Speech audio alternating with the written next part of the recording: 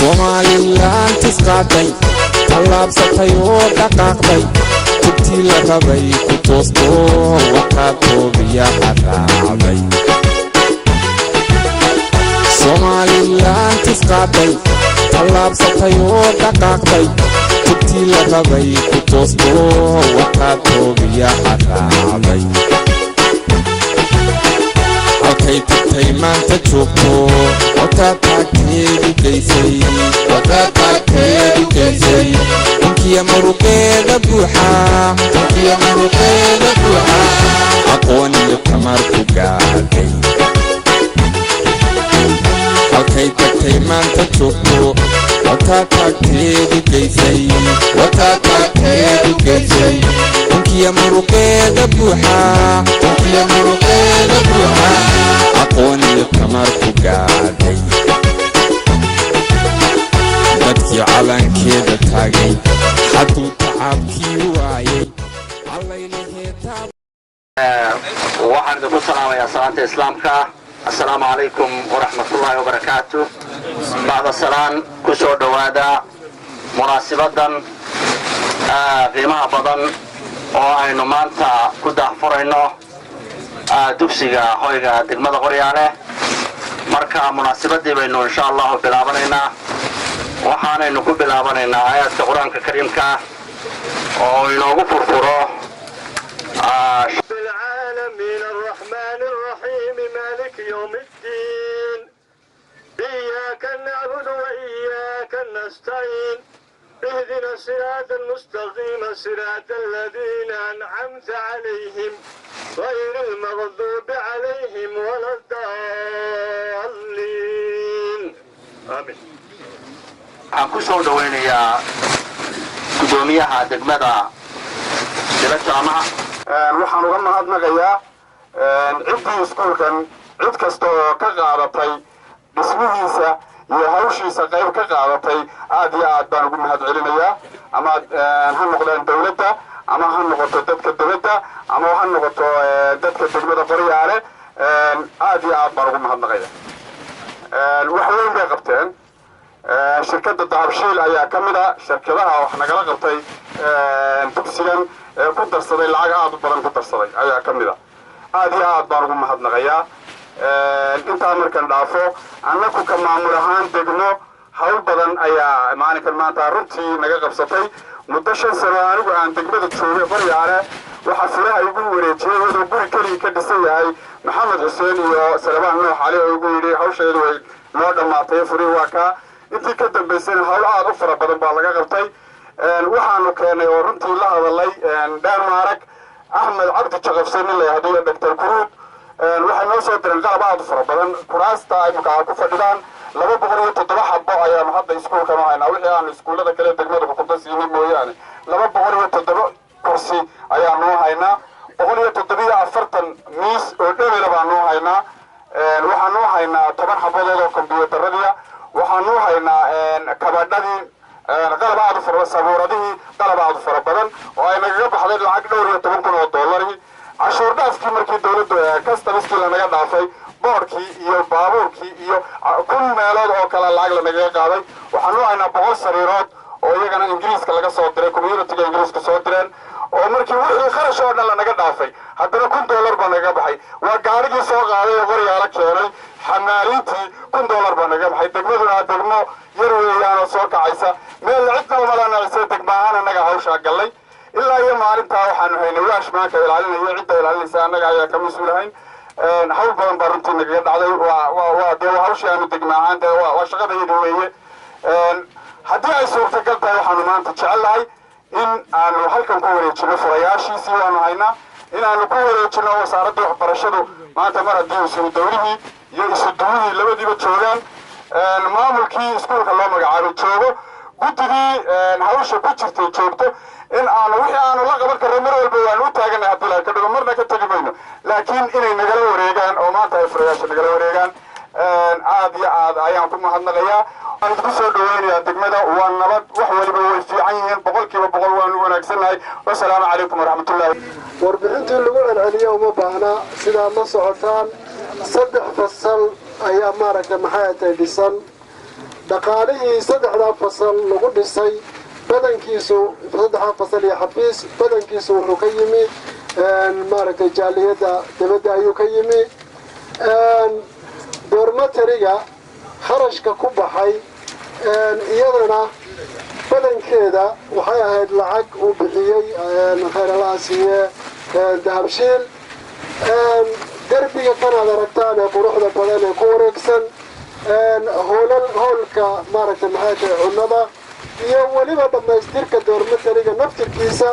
intaaba waxaa maaragtay maxay tahay bixiyey oo maalgeliyey wasaaradda madaxtooyada gaar ahaan gudahana dawladda ayaa maaragtay maxay tahay maalgelisay iyo qabanqaabada meesha tan aan kusoo gabagabeynaya waxaan ugu salaamayaa salaanta islaamka assalaamu calaykum waraxmatullaahi wabarakaatu amaa bacdu waa dugsigii shanaad ee hooya ee ka baxsan degmooyinka gobolka ka baxsan laga aasaaso oo dhammaystirmay ilaahay waxaanu ka baryaynaa ciddii gacan ka geysatay ee taladeeda hantigeeda aqoonteeda xooggeeda murugeeda iyo maalkeeda ma gelisay in ilaahay ciwad khayr qaba ka siiyo cidda dambe ee ku tabci doontana waxaanu leenahay ka maamul gobol ahaan waa guul qaranka u soo hoyatay gaar ahaan riijanka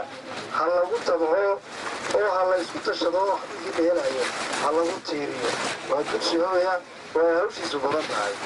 waxaa maragmadoona xukuumadda aan maanta ka tirsanahay aan matelahay maamulkeedii gobol anigoo guddoomiye ku-xigeenkii gobolka waxaanu isnidhi faana ha ahaato ka joogowka maqan ugu wargee waxqabadkii 3 sannadood ee xukuumaddu jirtay oo aanan anigu wada joogin baanu isnidhi soo kooban halwey oo diraasad laga samaynayay runtii way ku daaleen baada saxaafadda halka tubani iyo saxaafadda madaxa bannaan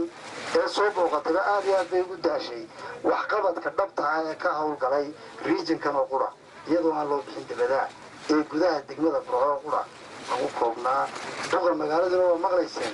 wixii dugsi bulshadu ama ha keento ama dawladdu ha keentay wixii imika ka hadlayay ee dugsiga la calaamadinayay aad iyo aad baanan runtii kana sidaas baan filayaa arday kastoo wax ku bartaa reer qoryaale degmadu doonaha ka yimaadee dib uu soo fiirin doona waxaan rajaynayaa noloshu waa halgankuna waa tartan reer togdheerow yaan laynaga dheeraynin wabilaahi tawfiiq maayarka magaalada burco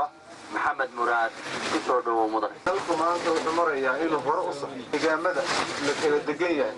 gobollada uu u qaybsan yahay markaa somalilan waxa ay isku dhaafayaan laba shay kow waxay isku dhaafayaan aqoonta waxa la yidhaha waa la tartamaya gobol baa loo tartamaya degmaa loo tartamaya tuulaa loo tartamaya xukuumaddu dadka way ka dhaxaysa shayga koobaad waa aqoon ee lagu tartamaya shayga labaadna waxa weeye sida degmo kasta ama gobol kasta uu isu xilqaado suurtagal ay ku noqonaysaa in horumar lagu gaadho haddaad maanta qoryaale iska fadhido ama deegaankaaga iska fadhido halka ay wax ka soo bariiqi doonaan waxaa suurtagala dee haddii adigu aad in lagaaga dheeraya waa suurtagala halkan maanta waxaa jiro rag odayaala culimo oo heegan oo u diyaar oo u halgamaya inay degmadooda hore mariyaan annaguna waa ku berber taaganna waa garab taaganna aad iyo aadna waan ugu mahadnaqeen waxaan diyaar u nahay wixii karaankayaga ah in aanu la qabanno ummadayada oo aanu garbaha haynaan diyaarna badaynu ku jirnaa waana kulusha qorraxdu wasiiradii unbaa inoo hadhay iyo suldaanku insha allah inoo soo gabagabayn doona horta maanta kelmad yar baan odhanayaa waxa in badan baynu haddaynu nahay innagu qoladeenna reer burco aynu odhan jirnay dee xagga galbeedka inaga waxbarashada dee iyo wax walba dee xaggaas maanta waa ilaahay mahadi waxaa lii 2 nin 3 nin oo reer gaalkacyooda ayaa salaad tukaday marka reer gaalkacyo waa 2 daamood labadii daamood baa markaa 3 iyo 3 bay ahayn 3dii daanta baa markii shiikh yiri wala daaliin ayay 3 hoos u yiraahdeen aamiin 3 kalena saru qaadano aamiin dabeetana nin halkaa fadhiyo qoladan hoos u dhigtay ka mid ah yiri war aamiinta gaarsiiya balaadeedu ku dhacday horta maanta hadda aamiinta aynu gaarsiino aynu haddaynu nahay reer togdheer aynu boodhana ka furanay qoryaale oo ahayd dee meel taariikhi ah oo aynu wada garanayno horta waa ilaahay mahadi maxaa hadhay baa la yidhaahdaa marka hadal badan ma harin anagu sidaan idin sheegnay waxaanu ballan qaadaynaa wasaaradda waxbarashada hadaanu nahay qoryaale high school inaan isbarbar taagno wasalaamu calaykum waraxmatullaahi wabarakaatu waqti kulul baa la joogaa runtii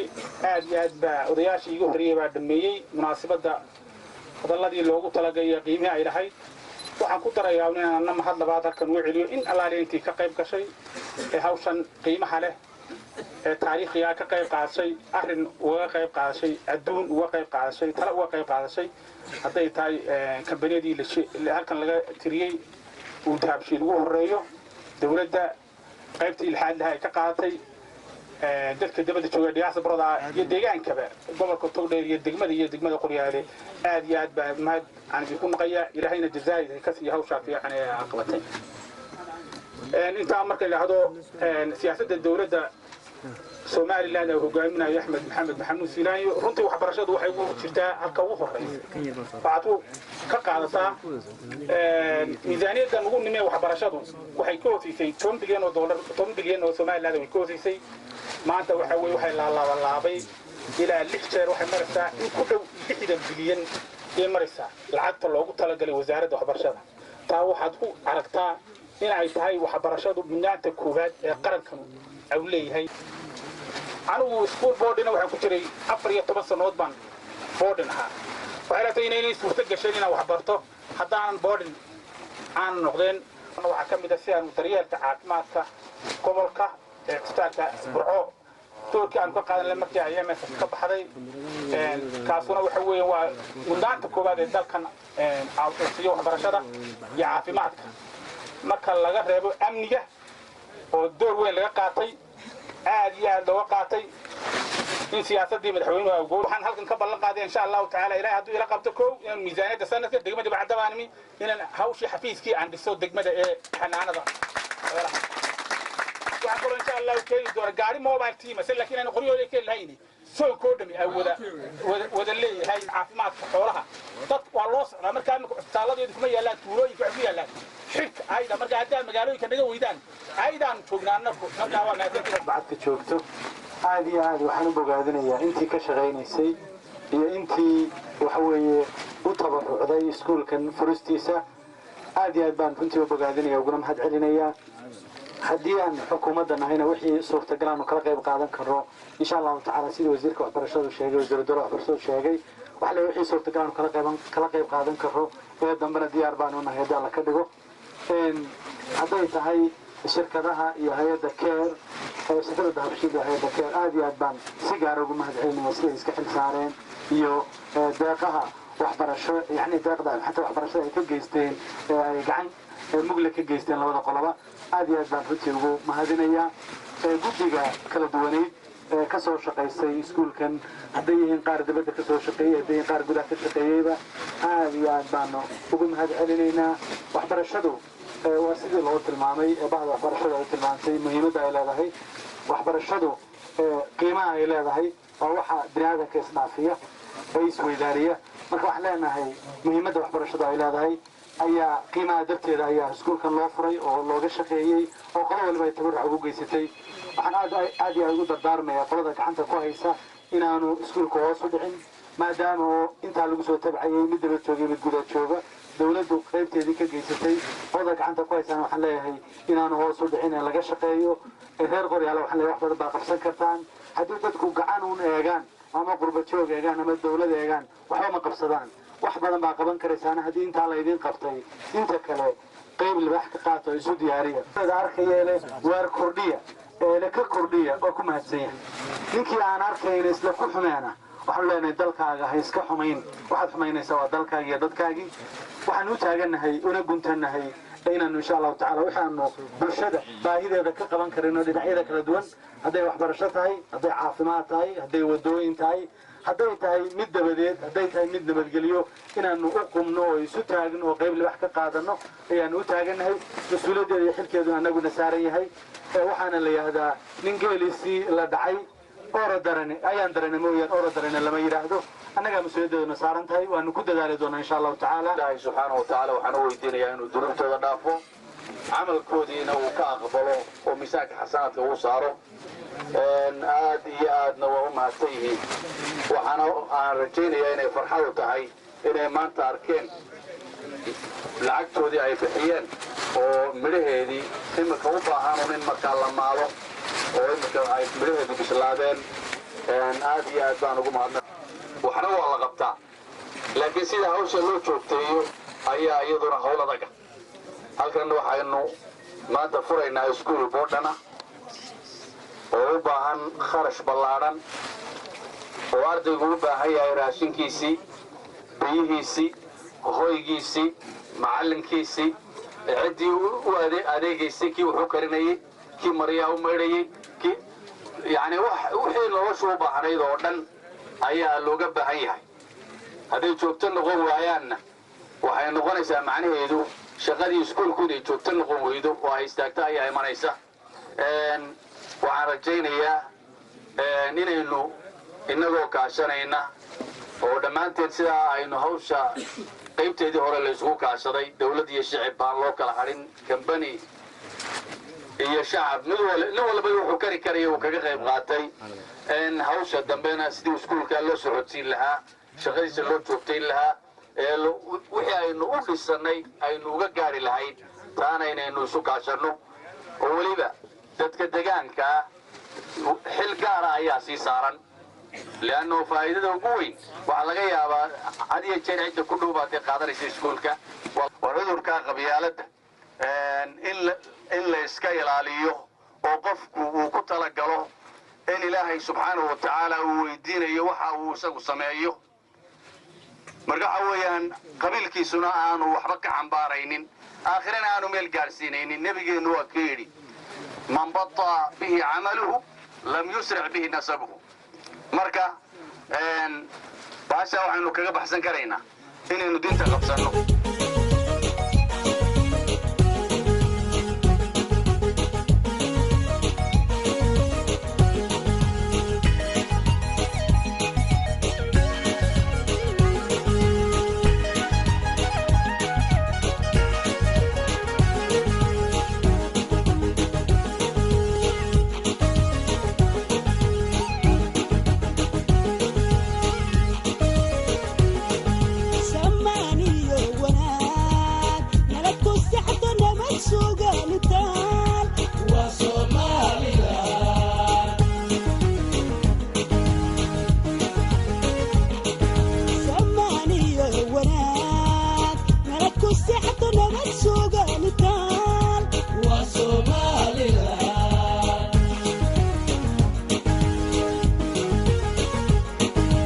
Lagu socdiyo meel sinaan